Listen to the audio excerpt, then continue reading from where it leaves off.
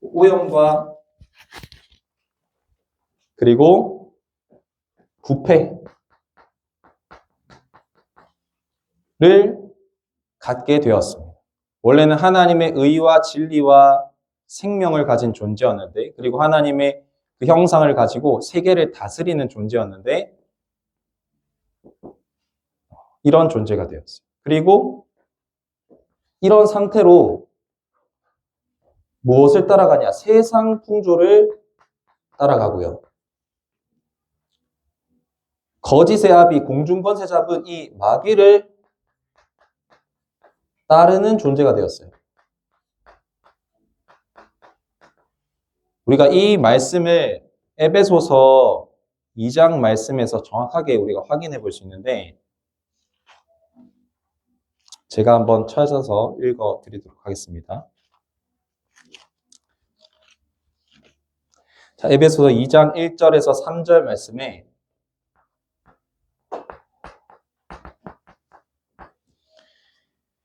그는 허물과 죄로 죽었던 너희를 살리셨도다. 하나님께서 하나님과 함께하지 못하는 인간의 상태를 보고요, 뭐라고 표현하시냐? 죽었다라고 표현하십니다. 죽었다.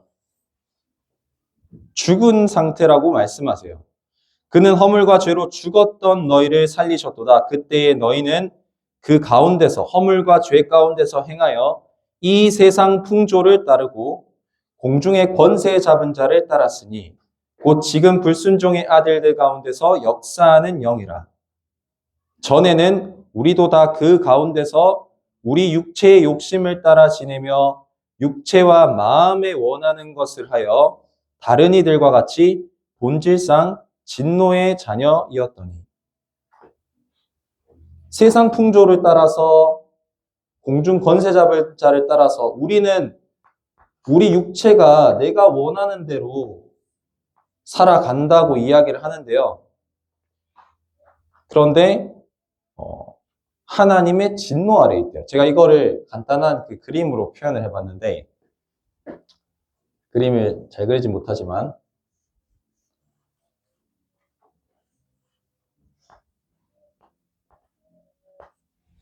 이 죄를 가진 인간이 공중의 권세 잡은 자인 마귀를 따라가고 있는 겁니다. 마귀의 포로가 되어서 마귀를 따라가고 있는 거예요. 자기는 자기 마음에 원하는 대로 살아간다고 생각하죠. 그런데 자기 마음의 이 죄를 따라서 공중 권세 잡은 자를 따르고 있는 거예요. 그런데 이 인간의 운명이 뭐냐? 하나님의 진노 아래에 놓여 있는 겁니다. 하나님의 진노가 언제 이 사람에게 닥칠지 몰라요. 평안이 없죠. 그런데 하나님께서는 이 가운데 있는 우리에게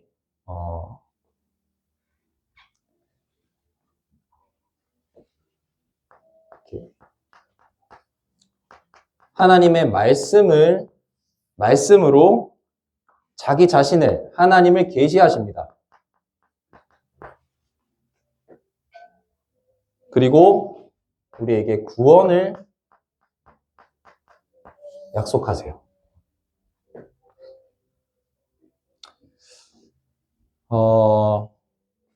이 말씀으로 하나님 자신을 계시하신다는 것을 여러분들이 좀 이해할 수 있는 사건이 제가 우리 한국 교회사에 있었던 사건인데요. 우리가 보통 이제 한국 교회가 어떻게 세워졌냐 하면 언더우드나 벤젤러 선교사님, 그 외에도 많은 1000명이 넘는 선교사님들이 한국에 들어와서 복음을 전하면서 한국의 교회가 세워지고 한국이 복음화되고 이렇게 우리가 알고 있는데, 그게 맞는데 한국의 최초의 교회는요, 선교사님이 들어오기 전에 세워집니다. 어떻게 선교사님이 들어오기 전에 교회가 세워지냐? 왜냐하면 선교사님이 들어오기 전에 성경이 먼저 들어오거든요.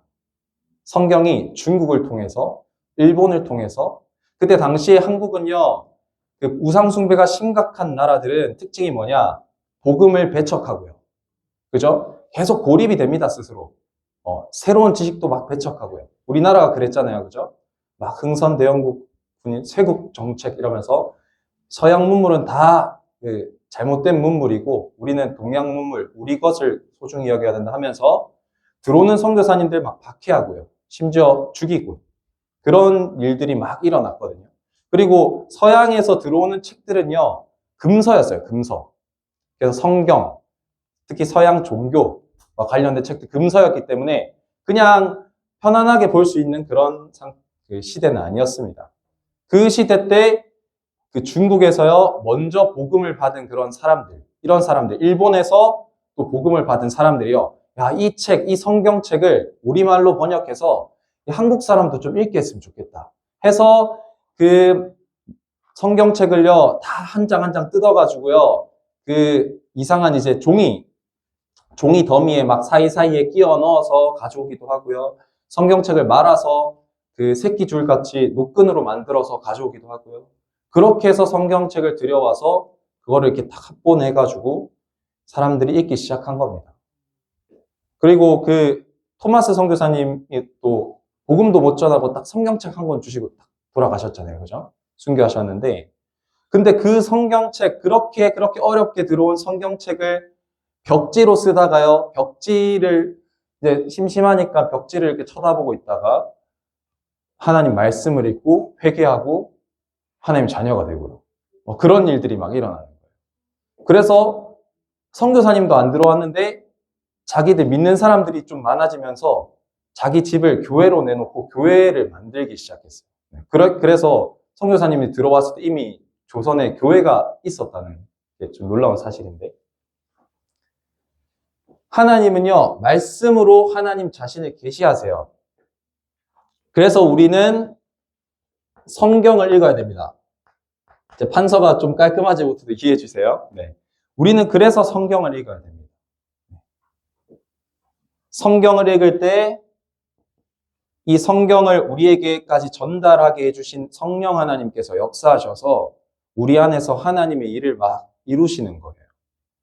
그 아무런 가르침도 못 받고 벽지로 그냥 성경책을 붙여놓은 사람이요. 성령이 역사하시니까요. 벽지를 보다가 구원을 받았다니까요. 왜냐하면 왜 이 성경을 통해서 하나님의 역사하시냐면 하나님의 말씀, 이 진리 되신 하나님의 말씀이 곧 예수님이기 때문입니다. 요한복음 1장 1절에서 4절 말씀 우리 같이 한번 찾아볼 텐데 성경책에 있는 모든 우리 학생들과 선생님들은 요한복음 1장 한번 찾아보겠습니다. 여러분들이 빨리 찾을수록 예배가 빨리 마칩니다. 네. 요한복음 1장 1절에서 4절 말씀 제가 한 절 우리 다 같이 읽겠습니다. 짧으니까 네. 천천히 의미를 생각하면서 한번 읽어보겠습니다. 시작. 태초에 말씀이 계시니라. 이 말씀이 하나님과 함께 계셨으니 이 말씀은 곧 하나님이시니라. 그가 태초에 하나님과 함께 계셨고 만물이 그로 말미암아 지은 바 되었으니 지은 것이 하나도 그가 없이는 된 것이 없느니라. 그 안에 생명이 있었으니 이 생명은 사람들의 빛이라. 아멘. 예수님은 오늘 우리가 성경에서 읽은 대로 말씀 그 자체세요. 예수님과 말씀이 동의어로 지금 표현하고 있어요. 요한복음 1장에서는 태초에 말씀이 계시니라. 말씀을 인격체로 이야기하고 있죠. 태초에 말씀이 계시니라. 이 말씀이 하나님과 함께 계셨으니 이 말씀은 곧 하나님이시니라. 하나님 본인인데 어떻게 하나님과 함께 있어? 성자 하나님을 말하는 거죠. 성부 하나님과 함께 계신 성자 하나님. 자, 2절에 보니까 그가 태초에 하나님과 함께 계셨고 뭐라고 말씀하시죠? 만물이 그로 말미암아 지은 바 되었으니 모든 만물이 아이고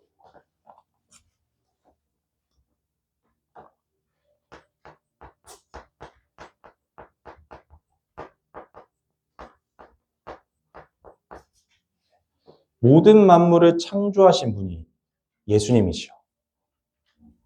여러분들 그 영적인 이런 개념들을 여러분들 좀 하나님 은혜로 이해가 되기를 바랍니다.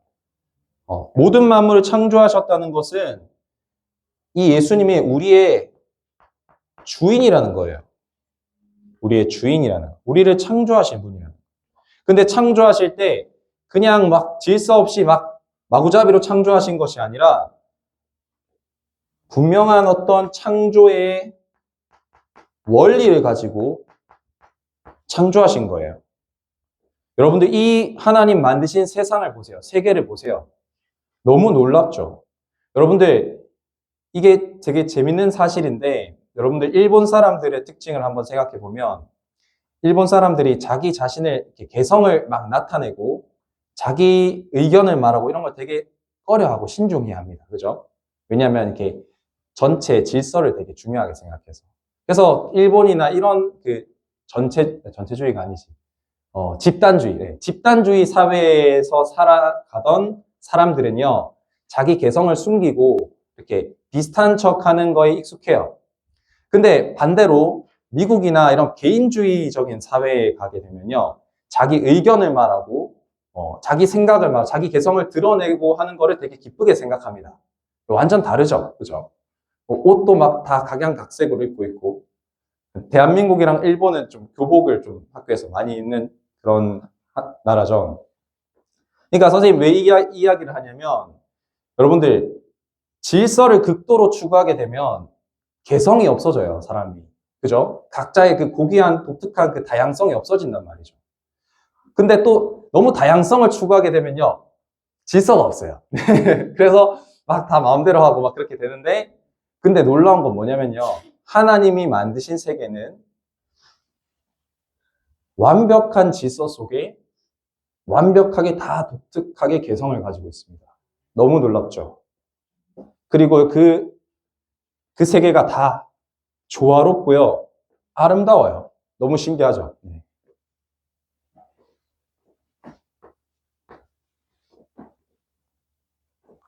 그리고 4절에 보니까 그 안에 생명이 있었으니 이 생명은 사람들의 빛이라.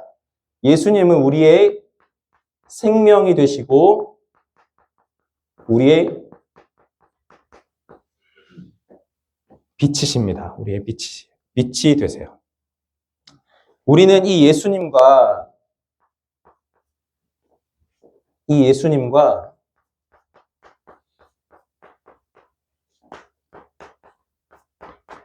함께 살도록 지음받았어요. 함께 살도록. 오늘 그 요한복음 우리가 읽었던 1장 4절에 보니까 그 안에 생명이 있었으니 이 생명은 사람들의 빛이라 그랬어요. 빛이 없이 우리가 살 수가 없죠. 그죠? 하나님 만드신 물리적인 세계 속에서도 빛이 없으면요, 우리가 많은 걸 할 수가 없게 됩니다. 그죠? 근데 예수님이 우리의 빛이시고요, 우리의 생명이시래요. 우린 이 예수님과 함께 살도록 지음을 받았어요. 그 요한일서 지난번에 우리가 읽었었는데 요한일서 1장 1절에서 3절에 보니까 혹시 찾으실 수 있는 분은 찾으시고 아니면 그냥 제가 읽는 걸 좀 들으시면 됩니다. 요한일서 1장 1절에 보면 이렇게 되어 있어요. 태초부터 있는 생명의 말씀에 관하여는 우리가 들은 바요, 우리의 눈으로 본 바요, 자세히 보고 우리의 손으로 만진 바라. 이 사도 요한이 그 생명의 말씀이 육신을 입고 오신 예수님 직접 만나고 보고, 그죠? 들었죠. 그리고 2절에 보니까 이 생명이 나타내신 바 된지라. 이 영원한 생명을 우리가 보았고 증언하여 너희에게 전하노니 이는 아버지와 함께 계시다가 우리에게 나타내신 바 된 이시니라. 3절에 보니까 우리가 보고 들은 바를 너희에게도 전함은 너희로 우리와 사귐이 있게 하려 함이니 우리의 사귐은 아버지와 그의 아들 예수 그리스도와 더불어 누림이라. 하나님 아버지와 예수 그리스도와 함께 하도록 우리를 창조하신 거예요. 그런데 인간이 우리가 처한 상황을 우리가 확인해야 됩니다. 우리가 어떤 상황에 처했는가? 요한복음 1장 9절에서 11절을 보면 우리가 알 수 있는데요. 같이 한번 읽어봅시다. 요한복음 1장 9절에서 11절. 네, 다 찾으셨으면 같이 읽어보겠습니다. 시작. 참빛 곧 세상에 와서 각 사람에게 비추는 빛이 있었나니 그가 세상에 계셨으며 세상은 그로 말미암아 지은 바 되었으되 세상이 그를 알지 못하였고 자기 땅에 오매 자기 백성이 영접하지 아니하였으나. 인간이 처한 상황이 뭐예요? 하나님께 범죄하여서 이 죄로 말미암아 하나님의 영광에 이를 수 없는 상태가 된 거예요. 우리가 잘 아는 로마서 3장 23절에 보니까 모든 사람이 죄를 범하였음에 하나님의 영광에 이르지 못하더니.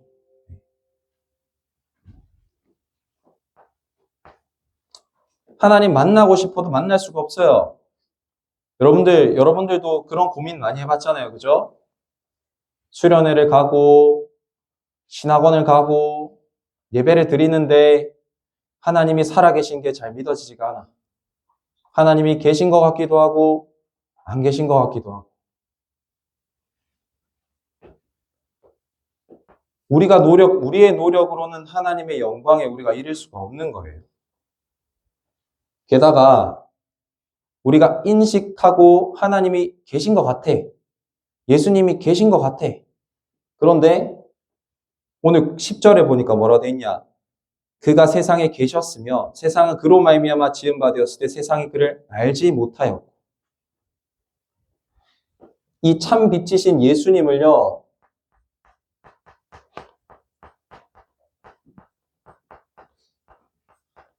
알아볼 수가 없는 거예요. 알아볼 수 있는 눈이 없는 거예요, 우리에게. 그럴 뿐만 아니라 뭐라고 하냐면요. 자기 땅에 오매 자기 백성이 영접하지 아니하였으나. 이 우리의 주인 되신 예수님을요, 거부합니다. 거부해요, 인간이.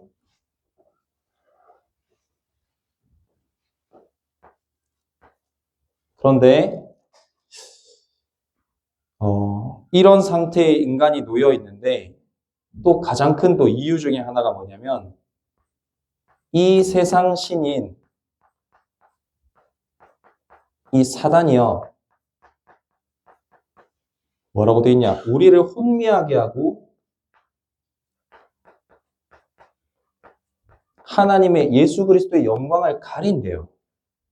고린도후서 4장 3절에 4절을 보니까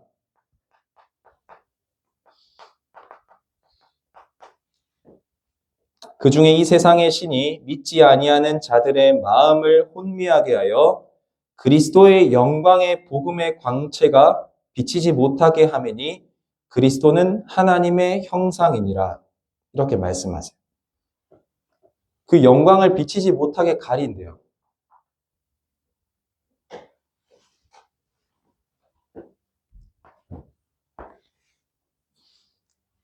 그래서 아까도 제가 말씀을 드렸지만 하나님 자신이 우리에게 하나님을 나타내셔야 우리가 하나님을 알 수 있고요. 만날 수 있는 거예요. 근데 성경, 하나님 말씀을 통해서 하나님을 계시하셨고요.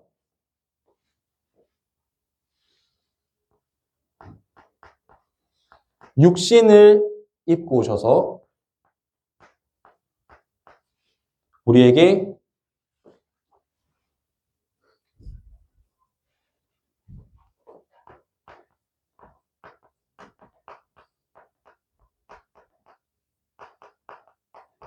자기 자신을 나타내셨습니다.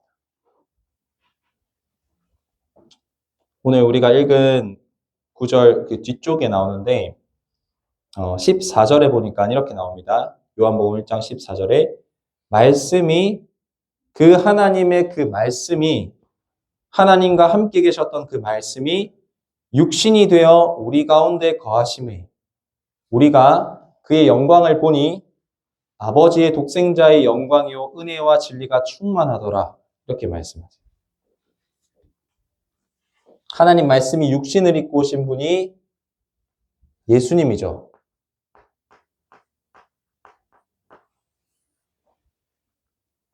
이 예수님께서 이 땅에 오셔서 어떤 일을 하셨냐? 우리가 요한복음을 쭉 이렇게 여러분들 시간이 되시면 쭉 읽어보시면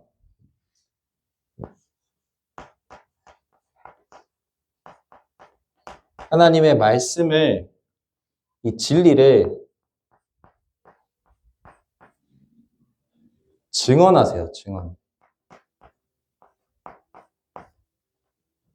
그리고 바리새인들이나 이스라엘 사람들이 잘못 알고 있는 하나님 말씀을 정확하게, 더 선명하게, 더 분명하게 증언하시고 계시하세요. 예를 들면 이런 거죠. 살인하지 말라. 율법에 보면 살인하지 말라 하였으나 내가 너희에게 이르노니 사람에게 미워하는 마음을 갖거나 욕하는 자마다 살인한 거다. 이렇게 말씀하세요. 그 하나님이 말씀하신 그 율법과 그 말씀을 더 자세하게 풀어서 우리에게 말씀해 주세요. 그리고 표적을 통해서 자기가 하나님의 말씀이시고 또 하나님의 아들이심을 나타내세요. 표적을 통해서. 물 위를 걷기도 하시고 물로 포도주를 만들기도 하시고 그죠? 그리고 맹인을 보게도 하시고 못 걷는 자를 걷게 하시고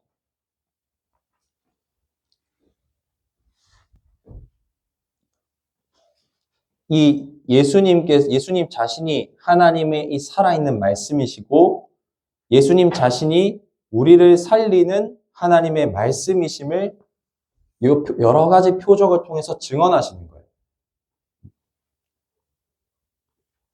예수님을 만나는 모든 사람은요, 요한복음에 보면 다 살게 돼요, 다.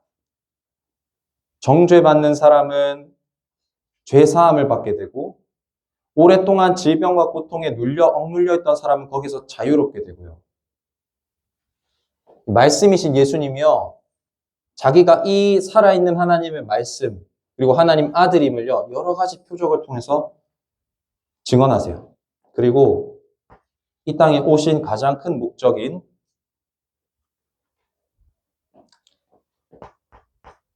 십자가 죽음과 부활을 말씀하시죠. 요한복음 3장 14절, 16절에 보니까 우리 한 장만 넘기면 나옵니다. 두 장만 넘기면 나옵니다. 같이 한번 읽어볼게요. 요한복음 3장 14절에서 16절 시작. 모세가 광야에서 뱀을 든 것 같이 인자도 들려야 하리니 이는 그를 믿는 자마다 영생을 얻게 하려 하심이니라. 하나님이 세상을 이처럼 사랑하사 독생자를 주셨으니 이는 그를 믿는 자마다 멸망하지 않고 영생을 얻게 하려 하심이라. 자기가 십자가에 죽으실 것을 말씀하십니다.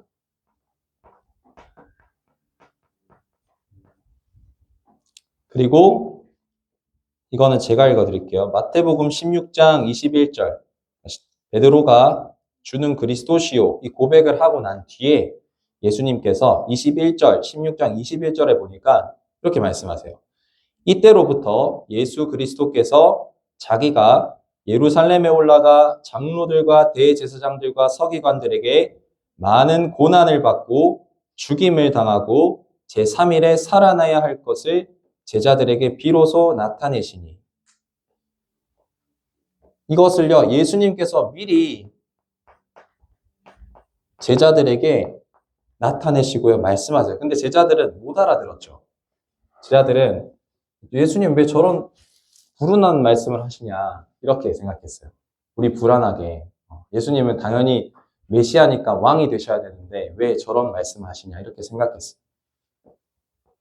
그런데 예수님은요, 이 말씀하신 대로 또 성경대로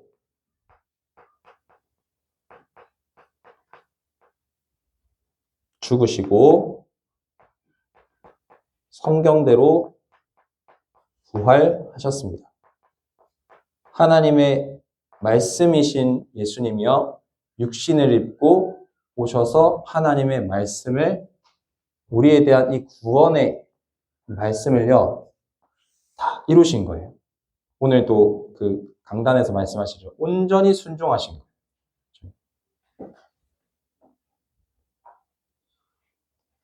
여러분들, 제가 이 제목을 이제 정하면서 여러분들한테도 그리고 저 자신한테도 질문을 좀 하게 되더라고요. 나는 어디에 거하고 있는가? 나는 하나님이 우리를 창조하시고 우리와 함께 하시는 그 하나님의 영원한 말씀, 그리고 죄를 짓고 하나님을 떠나서 마귀의 종로로 타는 우리를 구원하기 위해서 자기 자신이 육신을 입고 이 땅에 오셔서 온전히 다 성취하신 이 하나님의 영원한 말씀 안에 거하는가? 아니면 하나님 말씀 밖에, 진리 바깥에, 세상에 말하는 그런 거짓 가운데 내가 거하는가? 이런 질문을 하게 되더라고요. 근데 여러분들, 우리가 예수 그리스도를 구주로 고백하고 시인하는 순간 우리는 하나님의 자녀가 되고 또 하나님의 진리 가운데 이미 들어왔지만 우리의 삶 속에서 우리는 여러 가지 그 거짓된 세상의 말 속에 우리는 살고 있거든요. 왜냐하면 제가 이걸 묵상하면서 어떤 생각을 하게 됐냐면, 우리가 살아가는 이 모습은 굉장히 그냥 이렇게 사람이 같이 있고, 그 다음에 어떤 학교를 가거나, 교회를 가거나, 이런 물리적인 환경 속에서 사는 것 같지만, 사실은 우리는,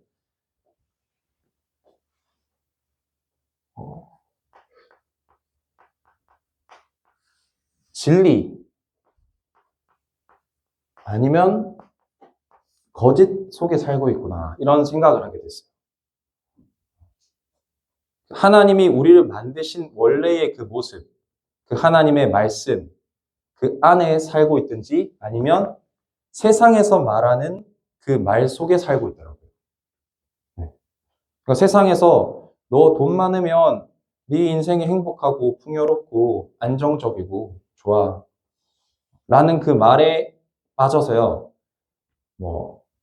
돈벌 궁리하고, 그죠?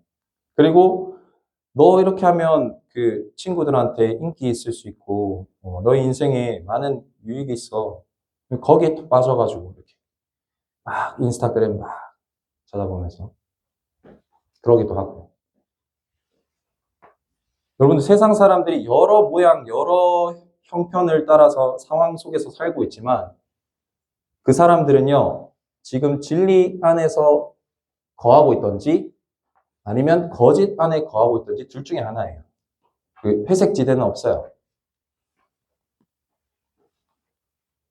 내가 무지함, 예를 들어서 영적으로도 그렇고 무지함 속에 있잖아요. 무지함 속에 있으면 사실 이 무지함만큼 이 거짓말하는 존재에게 이용당합니다. 그죠? 네. 우리는 진리 안에 거하든지 거짓에게 속든지 둘 중에 하나예요. 오늘 우리가 그 읽은 본문 말씀을 보니까 여기 다 적을 수 있을지 모르겠네. 결론적으로 예수님 이렇게 말씀하셨죠. 오늘 우리 다시 본문으로 돌아가 봅시다. 요한복음 8장 한 번만 펴주세요. 요한복음 8장 31절.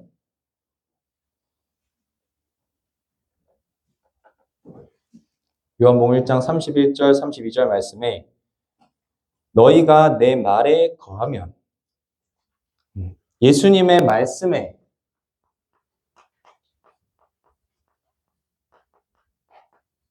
이 말씀 안에 우리가 거하면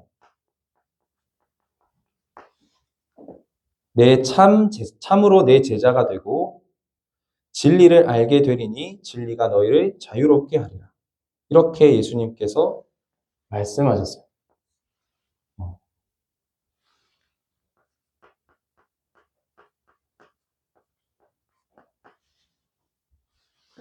우리는 사실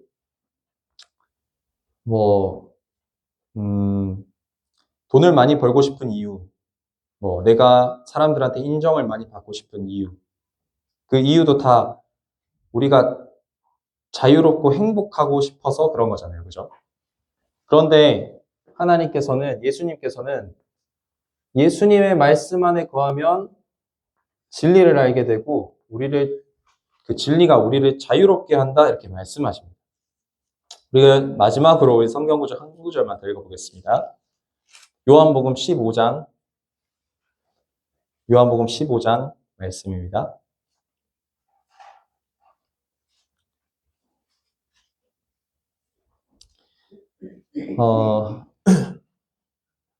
우리 1절부터 너무 길기 때문에 1절부터 5절까지만 우리 같이 한번 읽어보겠습니다. 시작. 나는 참 포도나무요 내 아버지는 농부라. 물은 내게 붙어 있어 열매를 맺지 아니하는 가지는 아버지께서 그것을 제거해 버리시고 무릇 열매를 맺는 가지는 더 열매를 맺게 하려 하여 그것을 깨끗하게 하시느니라. 너희는 내가 일러준 말로 이미 깨끗하여졌으니 내 안에 거하라. 나도 너희 안에 거하리라. 가지가 포도나무에 붙어 있지 아니하면 스스로 열매를 맺을 수 없음 같이 너희도 내 안에 있지 아니하면 그리하리라. 나는 포도나무여 너희는 가지라. 그가 내 안에 내가 그 안에 거하면 사람이 열매를 많이 맺나니 나를 떠나서는 너희가 아무것도 할 수 없음이라. 네. 우리가 아까도 말씀드렸지만 예수님의 말씀이 곧 예수님이죠. 이 말씀을 떠나서는 아무것도 할 수 없대요.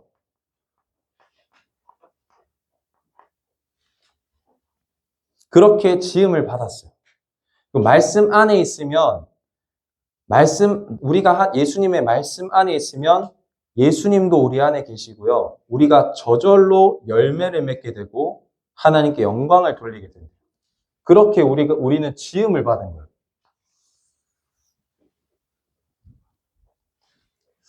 그래서 여러분들 제가 크게 이렇게 딱 메시지를 딱 결론을 맺어서 이렇게 여러분들한테 딱 떠먹여주면 좋겠는데 그렇게는 잘 못하겠고 진짜 오늘 예수님이 하시는 말씀을 좀 잘 기억했으면 좋겠습니다.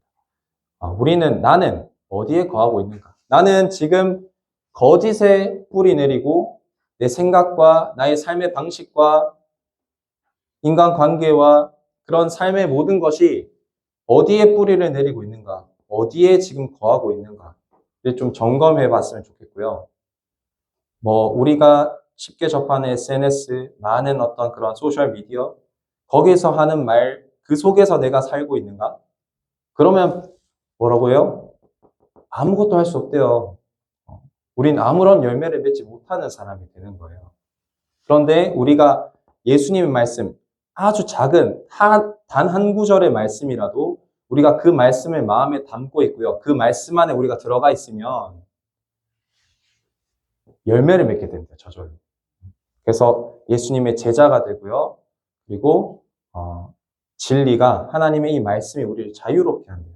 하나님이 원래 창조하신 모습을 그 자유롭고 행복한 예배자의 모습 우리가 회복하게 되는 것입니다.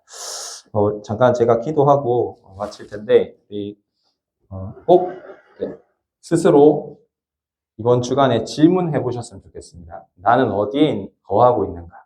점검해 보시고 사단이 말해주는 세상이 말해주는 곳에 거하지 않고 하나님 말씀 안에 거하는 모든 학생들과 또 선생님들 되기를 기도합니다. 하나님 감사합니다. 오늘 우리가 하나님 말씀을 받고 또 묵상하였는데 예수님이 말씀하신 이 말씀을 우리가 조용히 생각해 볼 수 있도록 우리에게 은혜를 주시고 내가 어디에 거하고 있는지를 점검하고 예수님의 말씀 안에 우리 자신을 드리는 그런 모든 중고등부 학생들과 또 선생님들 그래서 우리가 있는 속한 모든 현장에서 하나님 기뻐하시는 열매를 맺는 하나님의 자녀들 되게 하여 주시옵소서. 살아계신 예수님의 이름으로 기도합니다. 아멘.